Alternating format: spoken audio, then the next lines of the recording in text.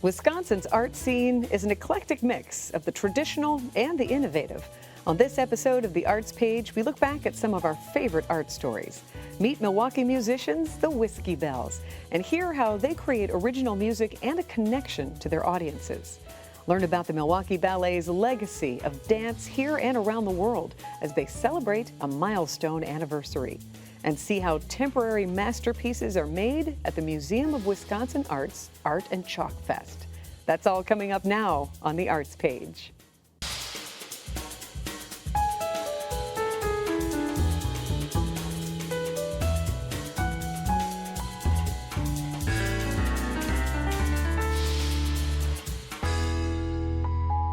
Welcome to The Arts Page. I'm your host, Sandy Maxx. We start our local look at art with a visit to the music scene and meet up with the WhiskeyBelles.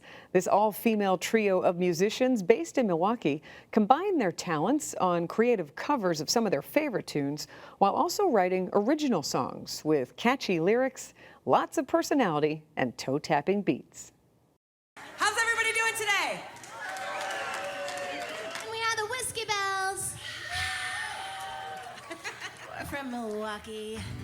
This is called Borrowed Trouble.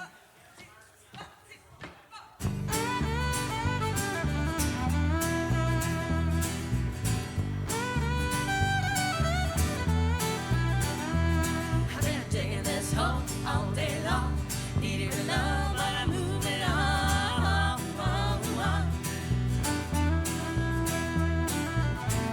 So it all started about 10 years ago, and then this arrangement has been around for 8 years. WhiskeyBelles just kind of had this ring to it, and it kind of stuck. My name is Kimberly Unger. I play fiddle in the WhiskeyBelles. My role is I'm basically the only soloist in the band, so I would take what normally would be a guitar solo and play it on fiddle.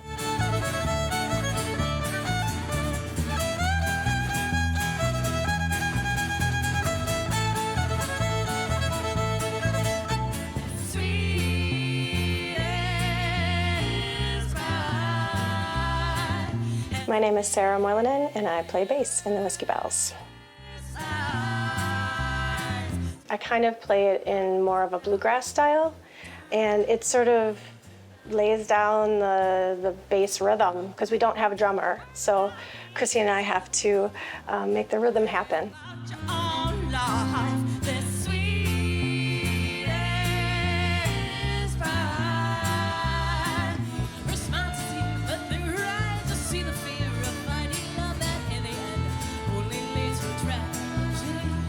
My name is Chrissy. I play guitar in the WhiskeyBelles.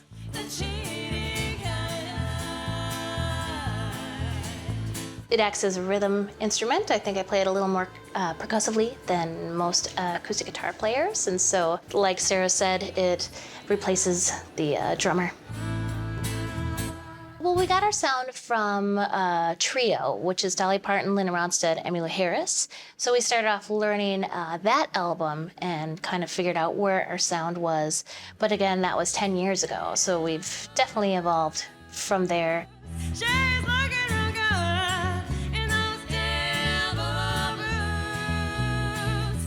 I guess you would categorize this as like Americana / bluegrass / traditional country. We really, we do everything from Dolly Parton to Beyonce. Yeah. You know, and it really kind of depends on what speaks to us. And, I think this would be a really fun thing to try.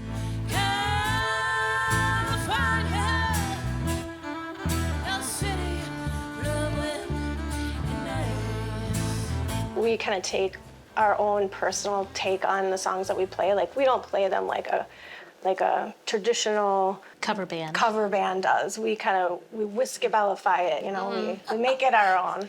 And country's such a dirty word, too. I know. It is. Yeah. Like, I don't even like to say I like country. I like good music. I like good music, yeah.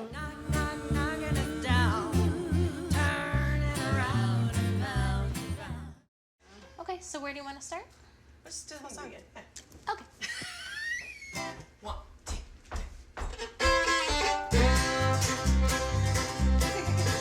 Usually we come with an idea or a song already written, and then we play it, and then it develops from there. So then we create the arrangement around that to really fit the three of us.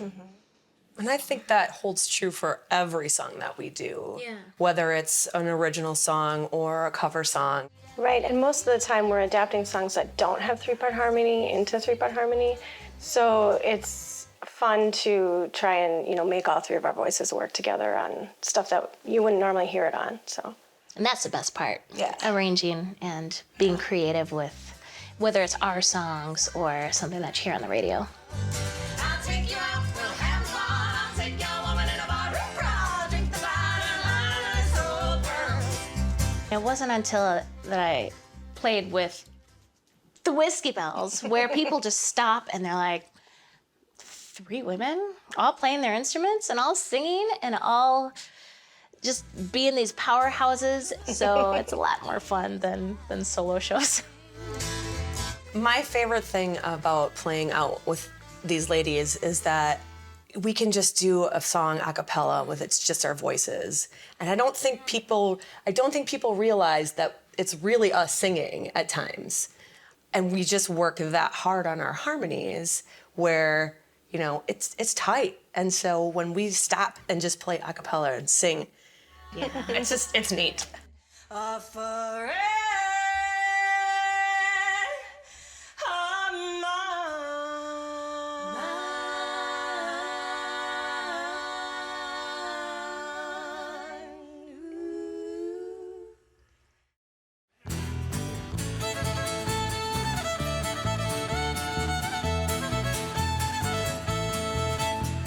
When you see us smiling on stage, it's genuine. There's no other place we'd rather be. We love to perform, and that is, I think it transcends onto our audience, and they really can feel that joy and that energy. A lot of people, I don't really like country, but I really like what you guys do. That, to me, says that we're doing a really great job at what we do.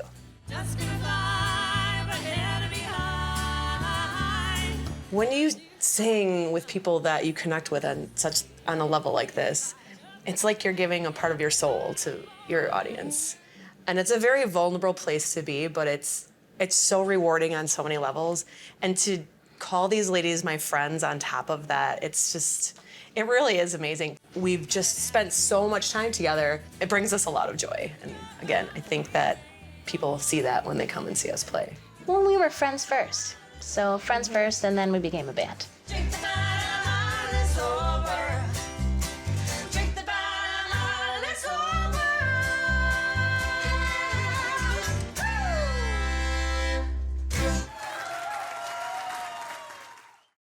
You can enjoy more of the WhiskeyBelles music and see their full performance schedule at their official website, WhiskeyBelles.com.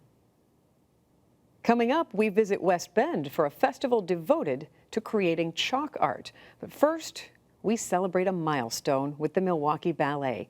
This is their 50th season, and its longest-running artistic director, Michael Pink, has helped put the company on the map in Wisconsin and around the world with his innovative productions.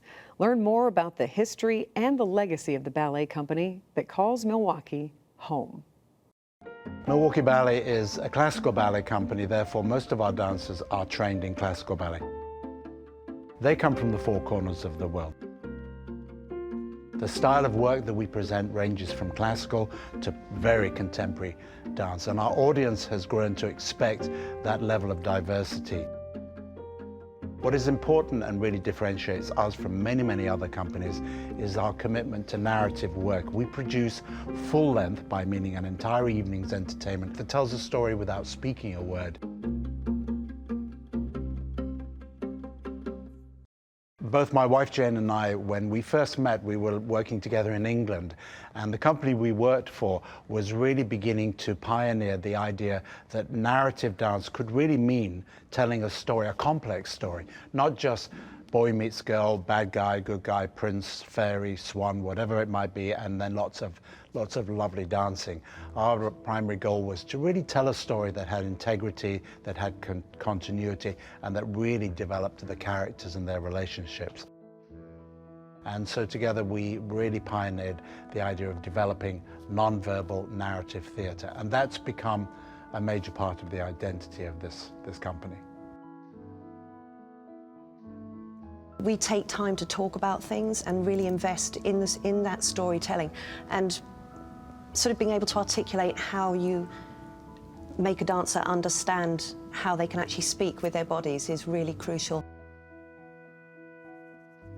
Attending a ballet is an all-round emotional experience, largely because you are seeing beautiful movement or complex movement with your eyes. You're invariably hearing interesting music, and often than not, it will be live, so that is your symphonic contribution. And you're telling a story without using words, so it has no language barriers. The very beautiful Luth San Miguel is a true ballerina, and for me, the real deal, and the kind of dancer that I would wanted to have emulated if I was, younger, looking up to her. So she's just been a joy to watch, and such a perfect exponent of Michael's style of choreography as well. For me as a dancer, to get to work with Michael Pink was like an epiphany. I always knew that there was something else to ballet that I was missing, that nobody else was giving me. I didn't want to just dance technique for the mere reason of dancing technique. I wanted to get a deeper approach and more dramatic approach. And Michael is a master of storytelling, and he loves the dramatic part, the acting part of it. You have to be a great actor to do his ballets. I just found home, and I got my artistic freedom. And yes, not only you have to have a strong classical technique and do it beautifully, but now you're going to use it to express emotions and to tell a story.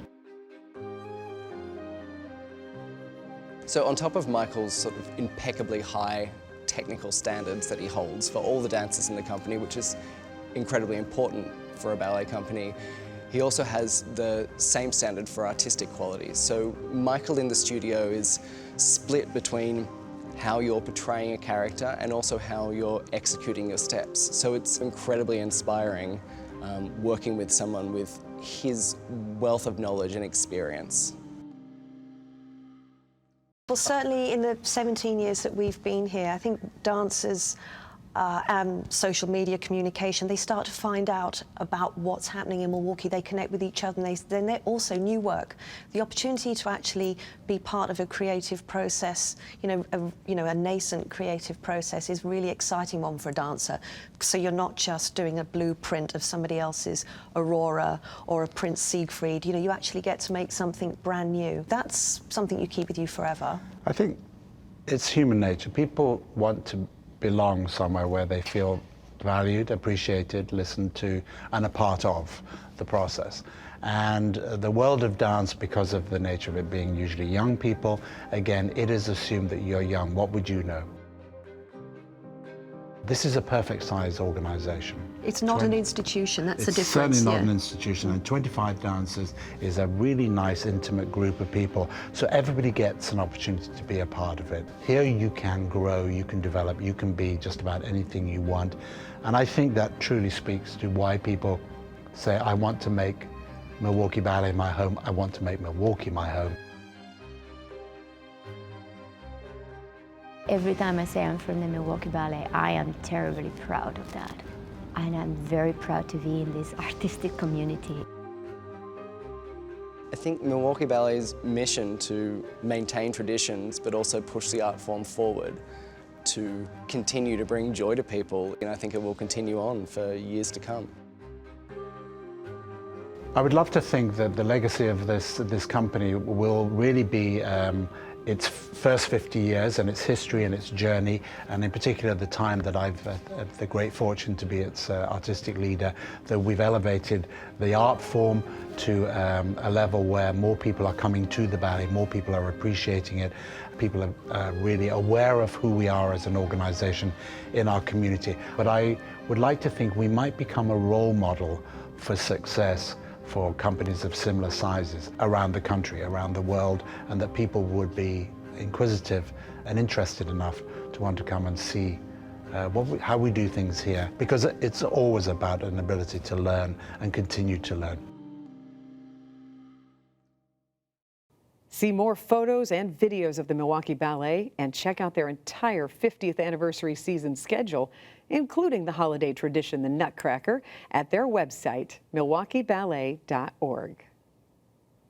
When you were a kid, did you draw with chalk in the driveway or on the sidewalk? Well, the Museum of Wisconsin Art in West Bend celebrates chalk artists of all ages at their annual Art and Chalk Fest. Artists from around the state and around the country come and transform the grounds into a gallery of hand-drawn interactive art right at your feet. The Museum of Wisconsin Art, or as we like to say, MOA, is located in West Bend, Wisconsin, which is about 45 minutes north of downtown Milwaukee. We define the museum as a kind of cosmopolitan museum in a quaint, small town. The Art and Chalk Fest is by far our largest event of any given year. Every summer, the last weekend of July, to do a kind of community-based exhibition of chalk artists. And that's really kind of innovative within the state. A chalk artist is somebody who takes chalk work or sidewalk chalk, soft pastels, and creates artwork on a horizontal plane. So the standard rule of thumb for me is if it's 10 by 15, I'm going to stretch my canvas 3 times longer and 1/3 wider at the top. This way, when you're standing there looking at it through the camera lens, it's going to morph itself back into proper perspective and create that illusion that the object in front of you is actually standing there on the ground. We love chalk art at MOA. It is so different from anything else that you see inside the museum. It's definitely experiential. So the chalk artists really kind of perform for an entire weekend. Our chalk artists come from all over. We feel very fortunate that we've had some of the top nationally ranked artists come to MOA and be part of the festival. But we also have some great Wisconsin artists. And so we're happy to introduce them. And then we now include 3 younger artists, typically high school age. I was trying to focus on something that would appeal to young girls, because I know young girls love rainbows and unicorns and sometimes Starbucks too. It's really enjoyable, and it's such a friendly community of people too that travel all across the country, and it's just such a neat way to express yourself for everyone to see. I am making Dolly Parton. I came across this Dolly Parton picture and I was like, you know what, this is the one. This is the one I'm gonna chalk, you know? I did the grid around it just so that I could do like the basic outline and get the proportions right, and then I just started with the color. This is a deer in the forest, and I was inspired to do this because I live on a lake and I like the feel of the lake when I go to it, and I wanted to portray that in this image. My favorite part of doing chalk art is the creativity. You can really just throw in whatever you want and it'll still look pretty good. One of the other things that drew me into chalk art or street painting was the fact that I was going to be out of my studio and in the public eye. And I find that the interaction with the crowd fuels my energy level and just allows me to express myself better.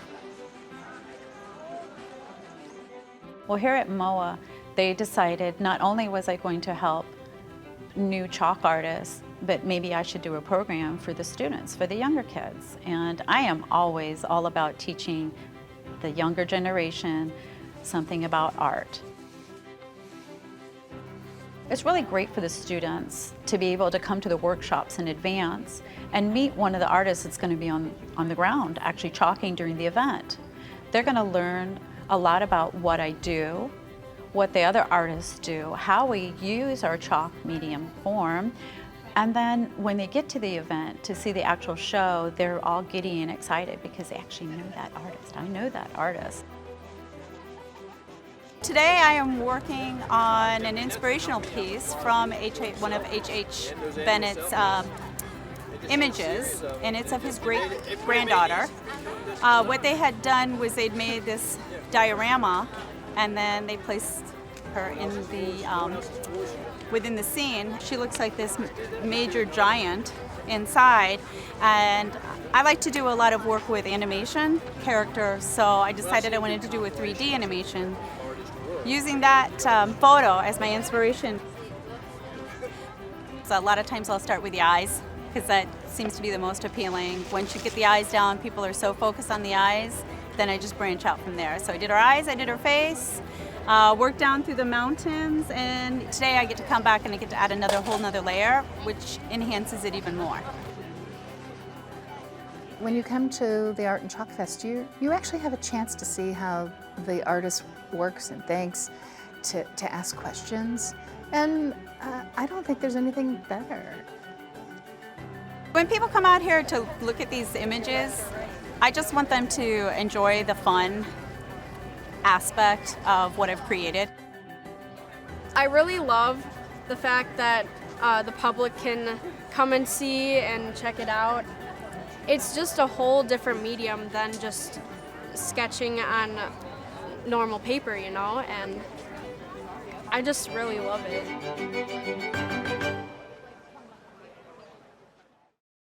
You can see photos from the 2019 Art and Chalk Fest at the Museum of Wisconsin Art and learn more about the artists who participated by going to the website artchalkfest.com.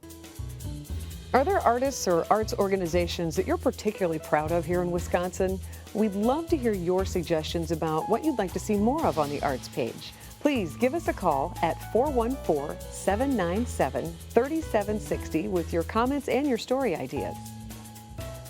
If you can't wait to see another episode of the Arts page, you can stream our previous episodes and learn more about our show online when you visit the Milwaukee PBS website at milwaukeepbs.org and click on the Arts page. You can find Milwaukee PBS on Facebook too. I'm Sandy Maxx. Thank you for watching, and please join us next time for another half hour full of art on the Arts page.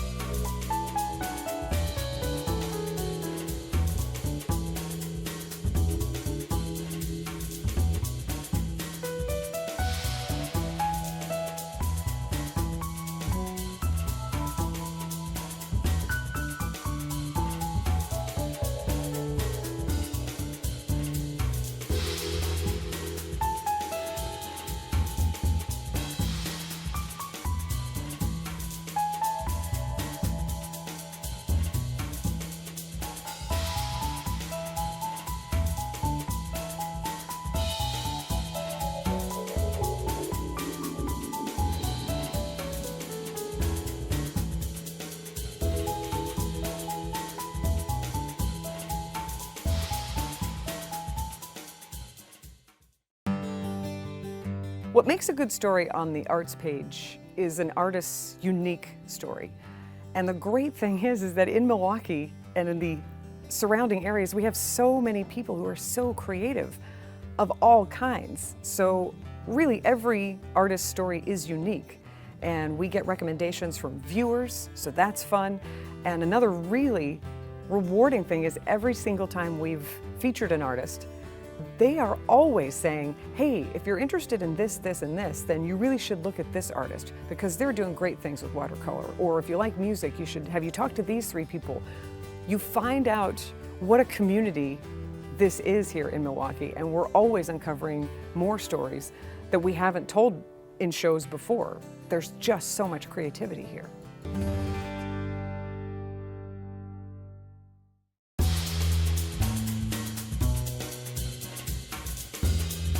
I'm Sandy Maxx, host of the multi-Emmy award-winning show, The Arts Page. we give viewers an inside look at the creative people and places in our diverse arts community. For example, we're on location at the historic Pabst Mansion, the home of Milwaukee beer baron Captain Frederick Pabst. At over 125 years old, this is one of the last grand residences on Wisconsin Avenue and includes an impressive collection of nearly 5,000 decorative and fine art objects that were original to the home. This is one of the many art stories we get to share. Here's a peek at a few more.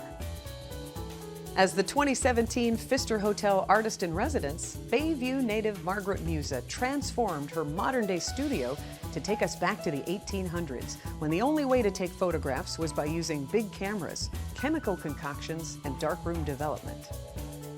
We got a personal tour of the 2018 monumental works along Wisconsin Avenue as part of Sculpture Milwaukee.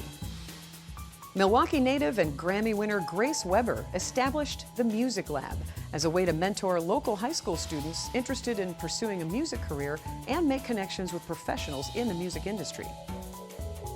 Ulana Tishinsky and Anne Grunau share the traditional art of pisanka, Ukrainian Easter eggs. For 50 years, the Kids from Wisconsin has trained young singers, dancers, and musicians from across the state on what it's really like being on the stage and on the road. For over 200 episodes, we've been proud to tell the unique art stories of southeastern Wisconsin. You can learn more about the Arts page online at the Milwaukee PBS website, as well as on our Facebook and Instagram pages. On behalf of the Arts page team, thank you for your support of our show and Milwaukee PBS.